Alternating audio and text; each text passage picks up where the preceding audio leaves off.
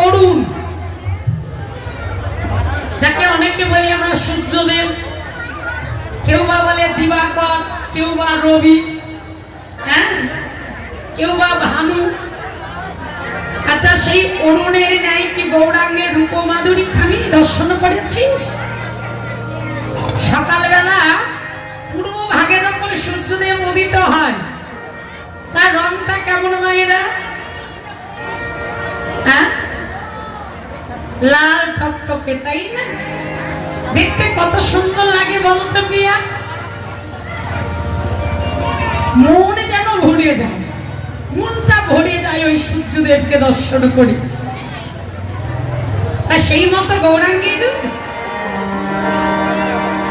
বিষ্ণুপ্রিয়া বলে উঠল, কাঞ্চনা, আকাশের ওই সূর্যের সঙ্গেও তুলনা হবে না। কেন হবে না? বলে আকাশের সূর্য, ও প্রিয়া, হবে না কেন? সূর্যের কত গুণ আছে জানিস? আকাশের সূর্যদেব আমাদের তাপ প্রদান করে।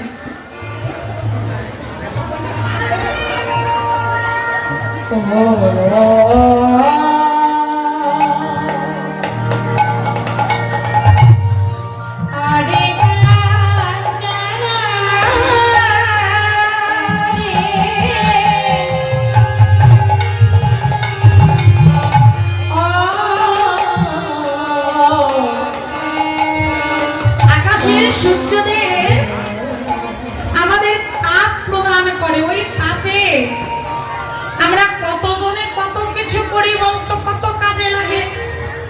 আর তুই বলছিস সূর্যের সঙ্গে তুলনা হবে না। সই আকাশের সূর্যদেব তাপ প্রদান করে, কত মানুষের উপকার হয়, তাই তো? কিন্তু শরীরে এই যে চৈত্র বৈশাখ মাসের রৌদ্রের তাপ, ফাঁকা জায়গা দিয়ে যদি বাবা বেশিক্ষণ হাঁটা যায় রৌদ্রের ভেতরে, কি হয়? দাউ দাউ করে আমাদের দেহটা জ্বলে যায় না? সূর্যের তাপে কত পশু পাখি প্রাণ হারায়। সেই সূর্যের কথা বলছিস? নানা সই, সেই সূর্যের সঙ্গেও আমার গৌরের রূপের তুলনা হয় না, তার সঙ্গে হবে না। বলি রূপের কথা কি বলবো কাঞ্চনা রে, জাগতিক জগতের কোন বস্তুর সঙ্গে যেন তুলনা হয় না। গোটা রূপে যাই বলি হাতে,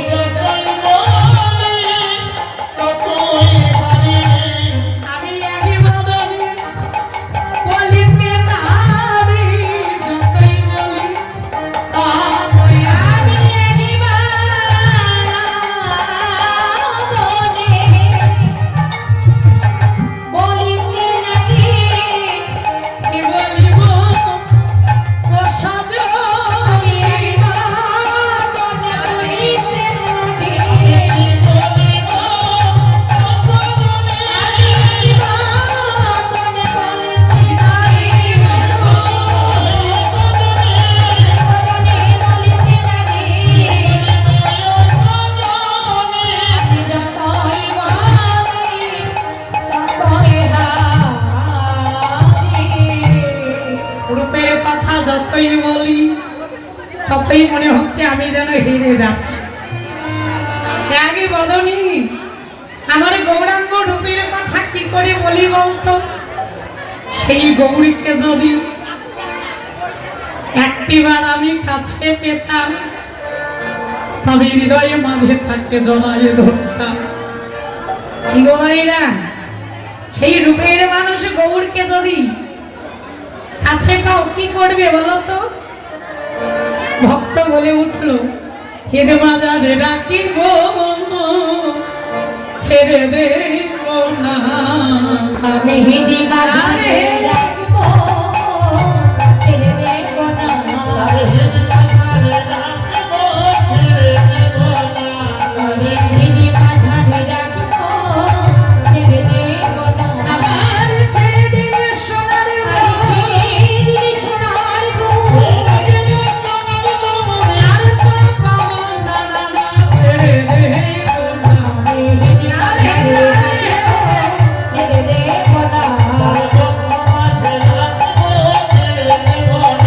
আরে বঙ্গ মাঝে রাখিব ছেড়ে দেব না ভুবন মখন বেলা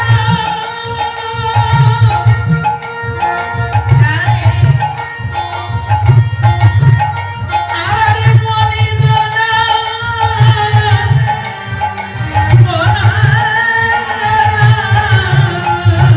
ও বনা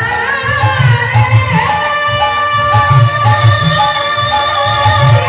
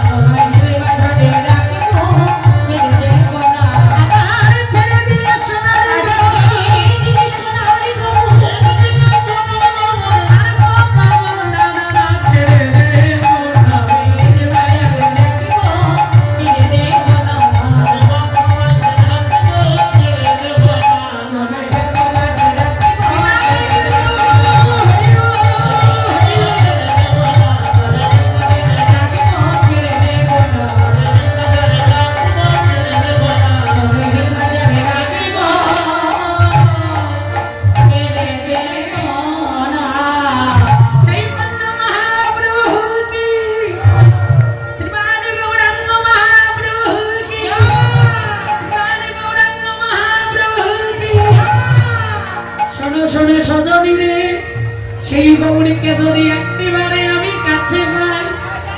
ও মা, কাঞ্চনা বলছে ও সই, তুমি কোনো বস্তুতেই তুলনা হলো না। বলি কি করে তুলনা করব? তবে শোন কাঞ্চনা, একদিন কি ঘটেছে জানিস? ওই আকাশের চাঁদ শুনতে পেল নবদ্বীপে নাকি বাবা গৌর চাঁদের উদয় ঘটেছে। তখন আকাশের চাঁদের মনে হলো আমার ডুপ্লিকেট আবার ধরা ধামে কে এসে বললো তাকে তো আমাকে দেখতে হবে। তখন ওই আকাশের চাঁদ হে রিয়া সুধা করো মুড়চিত চরণ তল, হে রিয়া সুধা করো মুড়চিত চরণ তল,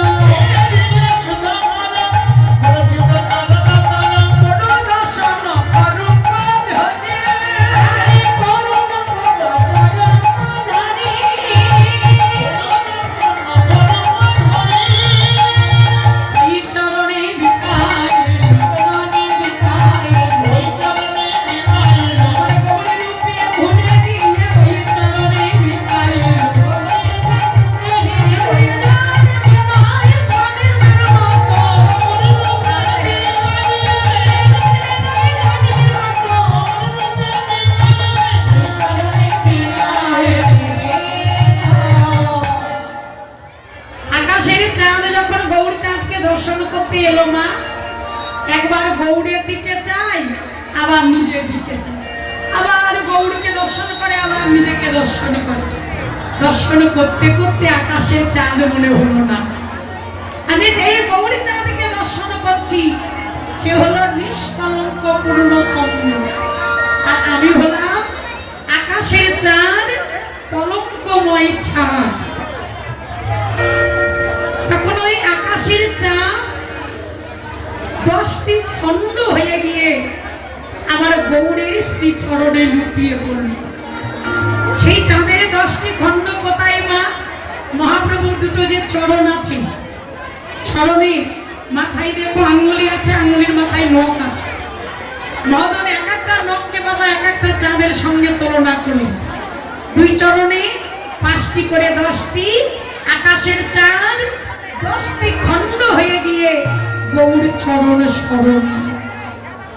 তা আকাশের চাঁদের সঙ্গেও তুলনা হলো না। তবে ও পিয়া, হ্যাঁ গৌরের রূপ কি? এই যে সোনা অলঙ্কার করে কতজনে গলায় পড়ে, হাতে পড়ে, কানে পড়ে। আচ্ছা গৌরের রূপখানি কি উজ্জ্বল সোনার মতো? বিষ্ণুপ্রিয়া বলে উঠল, কাঞ্চনা, এই সোনারও মনে একদিন অভিমান হয়েছিল।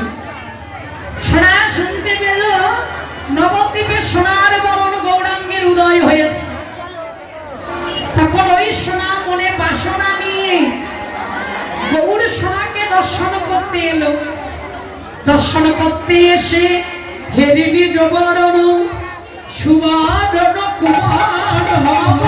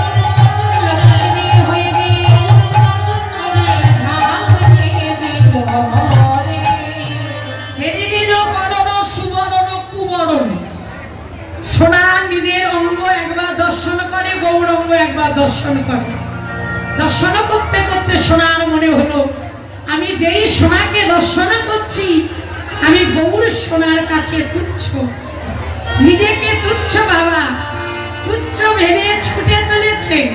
না, আমি এই দেহ রাখবো না, আমি অনলে গিয়ে ঝাঁপ দেব, নিজেকে জ্বালিয়ে পুড়িয়ে আমি নষ্ট করে দেব। ডাক দিয়ে উঠল গৌর হরি, সোনা তুমি দাঁড়াও, সোনা তুমি দাঁড়াও। তুই সোনা কি করলো জানিস? সোনা ছুটে গিয়ে জ্বলন্ত আগুনের মাঝে ঝাঁপ দিল।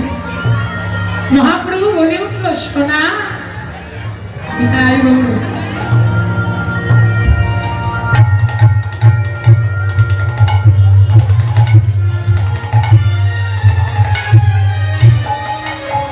সোনাকে আগুনে ঝাঁপ দিতে দেখে মা মহাপ্রভু অদূর থেকে বললে, সোনা আমি তোমাকে আশীর্বাদ করছি, আমি দুই হাত তুলে আশীর্বাদ করছি। সোনা তুমি যতই পড়িবে ততই উজ্জ্বল, তুমি যতই পড়িবে ততই উজ্জ্বল, আমি এই আশীর্বাদ করিলাম তোমায়, তুমি যতই পড়িবে ততই উজ্জ্বল, আশীর্বাদ করিলাম তোমায়, তুমি যতই পড়িবে ততই উজ্জ্বল।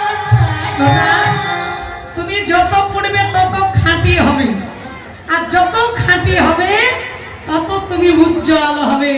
আমি তোমাকে আশীর্বাদ করলাম।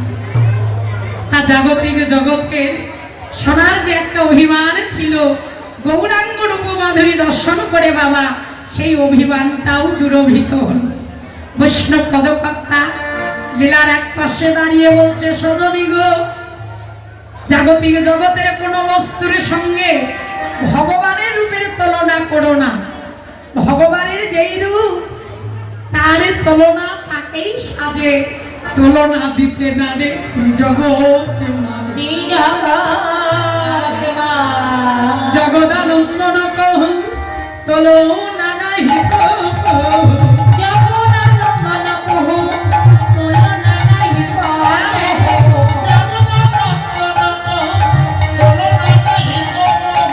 নিরূপম গৌর কৃষ্ণ, নিরূপম গৌর কৃষ্ণ,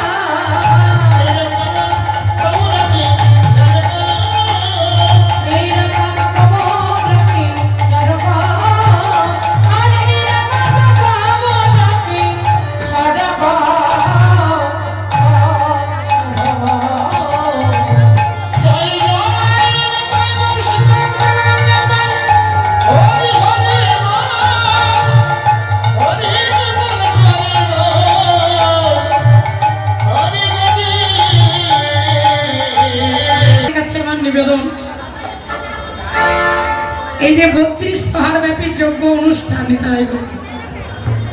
পথে যাত্রী হবে, ভব সিন্ধু পাড়েরই ঘাটে দাঁড়াবে, দয়াময় এই দাঁড়ি করি হিসেবে গ্রহণ করে তোমাদের সকলকেই পার করে দেবে। নিতাই গৌর হরি।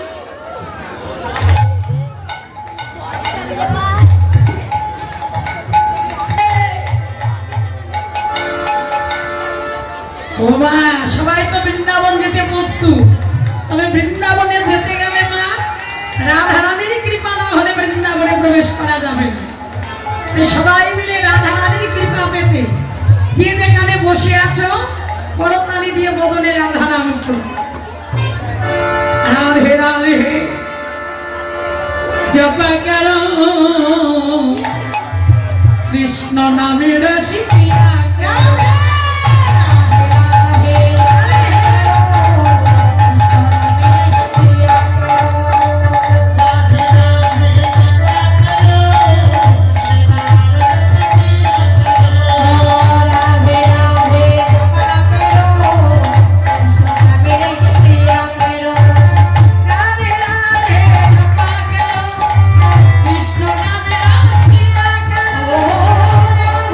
Radhe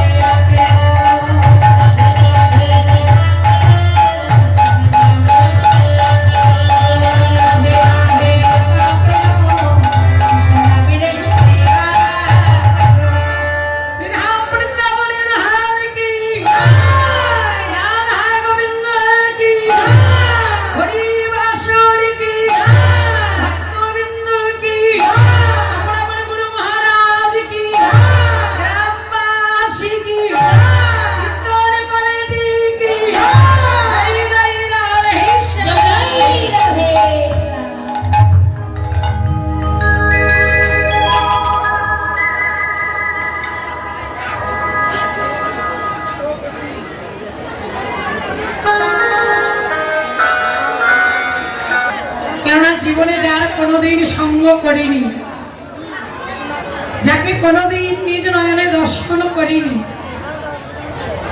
সেই ভগবান শ্রীকৃষ্ণের রূপের কথা বর্ণনা করাই ক্ষুদ্র বদনে কি সম্ভব বাবা? যেই রূপের বর্ণনা করতে গিয়ে চতুর্মুখী ব্রহ্মা চতুর্বদনে অন্ত খুঁজে পাইনি, যেই ভগবানের রূপের কথা পঞ্চবদনে বর্ণনা করেও তার অন্ত খুঁজে পাইনি, সেই পঞ্চানন মহাদেব।